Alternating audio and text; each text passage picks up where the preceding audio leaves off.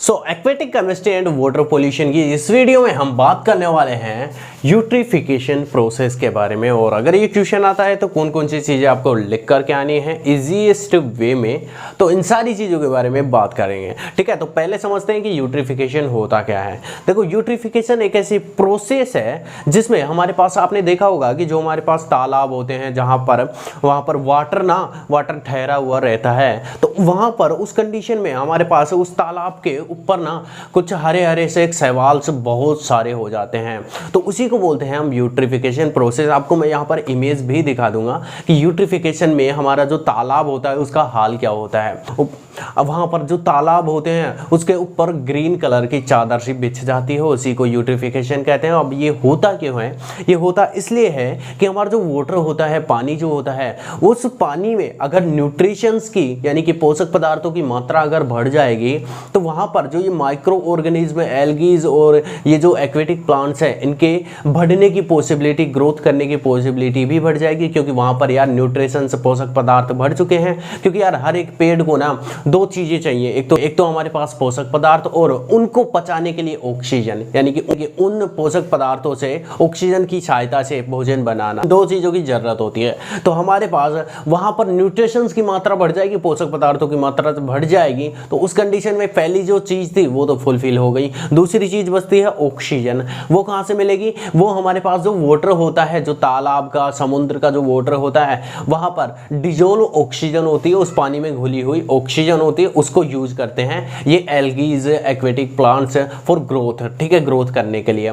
अब उस कंडीशन में क्या होगा? उस कंडीशन में हमारा जो तालाब या समुद्र जो है उसकी जो डिजोल्व ऑक्सीजन है वो बहुत कम हो जाएगी। अगर वो बहुत कम हो गई तो वहां पर जो एक्वेटिक लाइफ है, जैसे फिश हैं, यानी कि ऐसे जीव जो अंदर पानी के अंदर सांस लेते हैं, उनके लिए बहुत मुश्किल हो जाएगा जीना। ठीक है, तो उनकी ना डेथ रेट बढ़ जाएगी, इस वजह से कि वहां पर न्यूट्रिशंस की वजह से यहाँ पर एल्गीज और प्लांट्स जो हैं, एक्वेटिक प्लांट्स, उनकी ग्रोथ बढ़ चुकी है, जिससे डिजोल्व ऑक्सीजन कम हो जाएगी। ठीक है, तो इस पूरी की पूरी प्रोसेस को, जिसमें डिजोल्व ऑक्सीजन, जो तालाब और समुद्र की जो डिजोल्व ऑक्सीजन है वो घट जाती है। क्यों घटती है? जब हमारे पास जो न्यूट्रिशंस हैं, ये न्यूट्रिशंस बढ़ जाते हैं। तो चलो अब स्टार्ट करते हैं। It is a process in which the amount of nutritions are increases in the water bodies. ये एक ऐसी प्रोसेस है जिसमें न्यूट्रिशंस, पोषक पदार्थ हमारे वाटर बॉडीज, जैसे समुद्र, तालाब और जैसे नदियां, देखो नदियों में इतना नहीं होता है क्योंकि वहां पर ना पानी बहता रहता है। ठीक है, तो वहां पर हमारे पास एल्गीज और ये जो वाटर प्लांट्स हैं, इनके पनपने की या फिर उगने की पॉसिबिलिटी बहुत कम होती है। लेकिन जहां पर पानी ठहरा हुआ होता है वहां पर एल्गीज और ये सारी जो एक्वेटिक प्लांट्स ये उगते हैं, बहुत ज़्यादा उगते हैं। ठीक है, अगर वहाँ पर न्यूट्रिशन पर्याप्त मात्रा में प्रेजेंट है। ठीक है, तो ये ज़्यादातर प्रॉब्लम्स हमें देखने को मिलती है तालाब के अंदर, जहाँ पर पानी ठहरा हुआ रहता है। वहाँ पर ऊपर ना चादर सी बिछ जाती है ग्रीन कलर की, और वो चादर एल्गीज की होती है। ठीक है, आपने कई बार देखा होगा। ठीक है, तो वो सारी जो चीज़ें होती है ना, उसी को हम बोलते हैं यूट्रिफिकेशन। वो इसी वजह से होती है कि उस पानी के अंदर न्यूट्रिशन की मात्रा बहुत ज़्यादा हो जाती है। ठीक है, तो यहाँ पर ये कैसे प्रोसेस है जिसमें न्यूट्रिशंस की मात्रा बढ़ जाती है वाटर बॉडीज के अंदर, resulting it increases the growth of algae and aquatic plant. इसके कारण हमारे पास जो एल्गीज होते हैं और हमारे पास जो एक्वेटिक प्लांट्स होते हैं उनकी ग्रोथ बढ़ जाती है। ठीक है, due to this it increases the amount of dissolve oxygen. ये क्या काम करेगा? Sorry, it decreases the amount of dissolve oxygen. इससे क्या होगा? हमारा जो समुद्र, हमारा जो तालाब होगा, उसके अंदर जो पानी है, उसके अंदर जो डिजोल्व ऑक्सीजन है उसकी कंसंट्रेशन घट जाएगी, उसकी मात्रा घट जाएगी। ठीक है, resulting it affect the aquatic life. अगर डिजोल्व ऑक्सीजन की मात्रा घटेगी तो हमारे पास जो मछलियां हैं या फिर ऐसे जीव हैं जो कि पानी के अंदर ही सांस लेते हैं उस डिजोल्व ऑक्सीजन को कंज्यूम करके, तो वहां पर उनकी जो लाइफ है वो भी डिस्टर्ब होगी। These nutrients are phosphate, fats, carbohydrate and proteins। ये हमारे पास जो न्यूट्रिशंस होते हैं, फॉस्फेट, फैट्स, कार्बोहाइड्रेट और प्रोटीन्स हो सकते हैं, और नाइट्रेट्स जो होते हैं, जो कि नाइट्रोजनस जो कंपाउंड्स होते हैं वो भी होते हैं, नाइट्रोजन वाले जो कंपाउंड होते हैं वो भी होते हैं। ठीक है, उनकी मात्रा हमारे उस पानी के अंदर बढ़ जाती है। ठीक है, they cause the eutrophication when it dissolve in water bodies. ये हमारे पास यूट्रिफिकेशन का कारण बनते हैं जब ये घुलते हैं हमारे वाटर बॉडीज के अंदर, ठीक है, हमारे तालाब के अंदर। वाटर बॉडीज कौन कौन से होते हैं, जैसे नदियाँ, तालाब, समुद्र, इनके अंदर, ठीक है।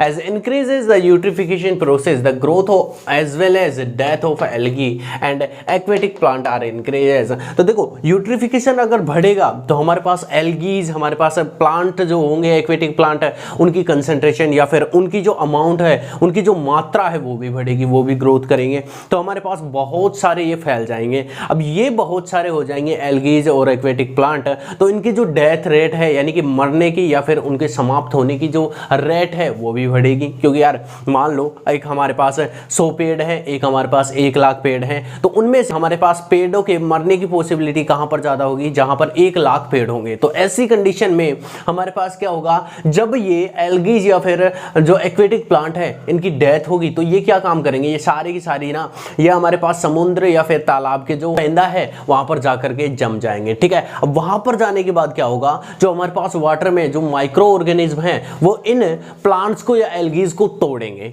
या और जो सिंपल मटेरियल है जैसे कि कार्बोहाइड्रेट, फैट्स, प्रोटीन, इनके अंदर तोड़ देंगे, ठीक है। ये जो फैट्स, कार्बोहाइड्रेट और प्रोटीन्स है ये कहां पर जाएंगे, ये हमारे वाटर के अंदर डिजोल्व हो जाएंगे, घुल जाएंगे।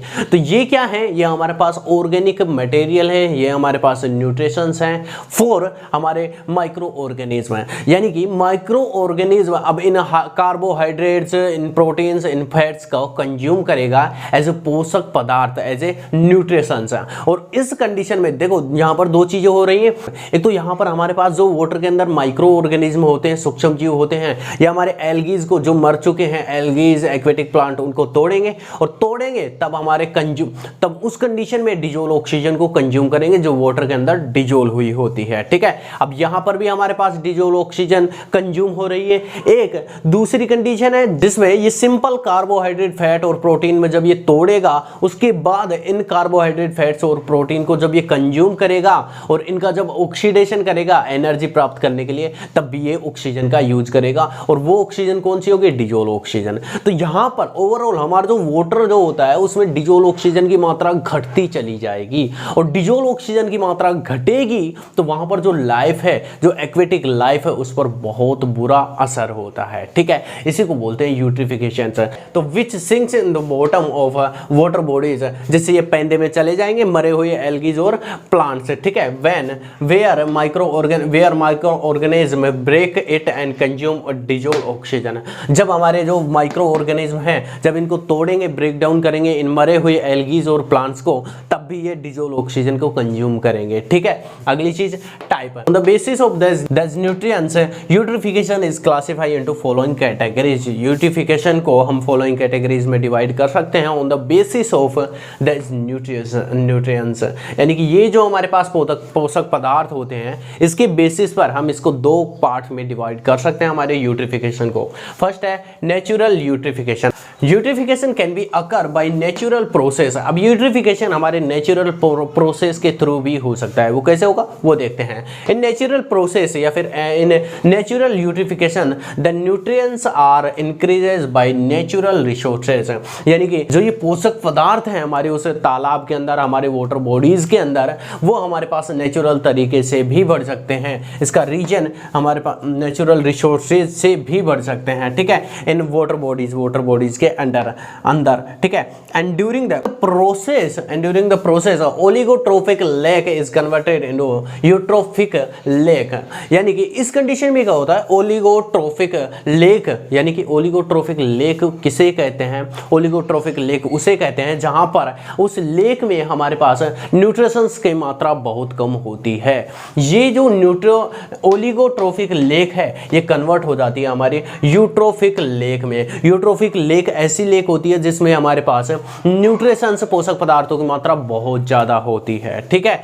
विच permit the production of algae and aquatic plant, जिससे हमारे पास जब ये यूट्रोफिक लेक बन जाएगी तो यहां पर हमारे पास जो प्रोडक्शन है एल्गीज और एक्वेटिक प्लांट का वो भी बढ़ने लगेगा। अगला है हमारे पास कल्चरल यूट्रिफिकेशन। इसमें क्या होता है, this type of eutrophication occur by human activities, यानी कि ये जो हमारे पास यूट्रिफिकेशन प्रोसेस होती है, यूट्रिफिकेशन का जो टाइप होता है ये हमारे पास ह्यूमन एक्टिविटीज की वजह से हमारे पास पैदा होता है।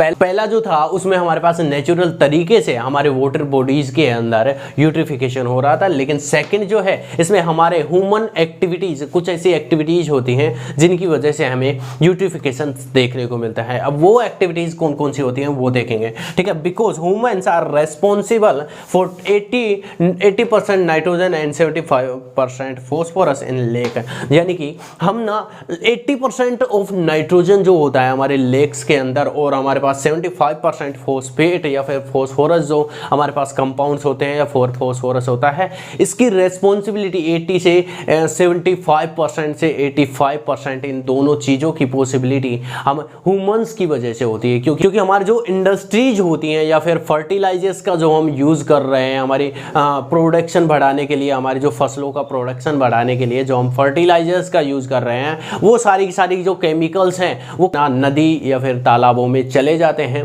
जिससे क्या होगा वहाँ पर इन फॉस्फेट या फिर इन नाइट्रोजन कंपाउंडों का जो कंसंट्रेशन है वो बढ़ जाती है, ठीक है। और ये दोनों चीज़ें जो होती हैं ये हमारे पास ग्रोथ के लिए रेस्पॉन्सिबल होती हैं, एल्गीज और उन एक्वेटिक प्लांट्स की, ठीक है। Humans are used fertiliser day by day for increment of production, यानी कि प्रोडक्शन को बढ़ाने के लिए ह्यूमन्स ना फर्टिलाइजर्स का यूज़ कर रहा है और बहुत सारे फर्टिलाइजर्स अब यूज़ करने लगा है। ये फर्टिलाइजर्स जो होते हैं ये किसी ना किसी तरीके से हमारी लेक्स के अंदर चले जाते हैं, ठीक है। तो यहाँ पर देखो प्रोडक्शन को बढ़ाने के लिए हम फर्टिलाइजर्स का यूज़ कर रहे हैं, but this fertilisers are mostly responsible for eutrophication process. सबसे ज़्यादा इन फर्टिलाइजर्स की वजह से ही यूट्रिफिकेशन हमें देखने को मिलता है हमारे उन लेक्स के अंदर, तालाबों के अंदर, ठीक है। The condition in which the availability of oxygen या फिर dissolve oxygen in water bodies is low is known as hypoxic condition, यानी कि एक ऐसी कंडीशन जिसमें हमारी जो डिजोल्व ऑक्सीजन है हमारी वाटर बॉडीज के अंदर वो बहुत कम हो जाती है, उसकी कंसंट्रेशन बहुत कम हो जाती है, उस कंडीशन को हम बोलते हैं हाइपोक्सिक कंडीशन। तो ये था हमारे पास यूट्रिफिकेशन के बारे में पूरी वीडियो। आई होप आपको पता चल गया होगा कि यूट्रिफिकेशन क्या होता है। अगर ये क्वेश्चन आता है तो किस तरीके से आपको लिख करके आना है। तो अगर वीडियो अच्छा लगा हो तो वीडियो को लाइक, शेयर और सब्सक्राइब करें। धन्यवाद, जय हिंद।